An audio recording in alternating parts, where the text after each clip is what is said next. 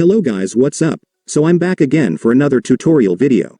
So in this video, I will gonna show you how you can add columns to your text format in Microsoft Word, so if you are interested then keep on watching.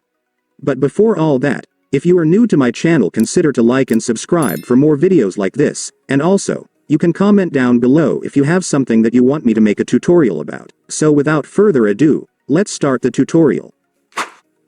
So to add columns to your text format in Microsoft Word, it's actually pretty easy, just follow what I'm gonna do. So as you can see right here, I have an example paragraph with a normal text format, so right now I will show you how you can change the format of this into columns. So to do that, first, I want you to highlight all the contents that you want to be included when you change the format into columns. And after you've selected or highlighted the contents, next, I want you to go to the Layout tab right here. And once you're on the Layout tab, there it is guys, you will now see the columns option right here, just go and click it.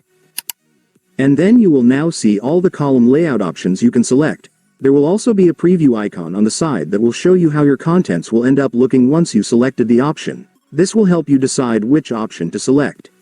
And once you've decided the column layout that you want, you can now select it. And then after that, there you go guys, your text or content layout will now be changed depending on the one you've selected. There are multiple of column options here guys, so you can explore or try everything until you see the column that's best for you, but if the number of columns here is not enough, you can go to the More Columns option. And then you can now modify the column layout right here, such as entering the number of columns you want, or adjusting the width and spacing of the column.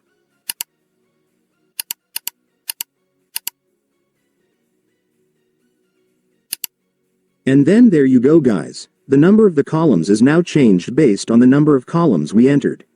And so that's just how you change the format of your Word content into columns guys. Now that you've watched this video, you can now do it yourself. So that concludes our tutorial video for today. I hope it helped you. Thanks for watching, goodbye.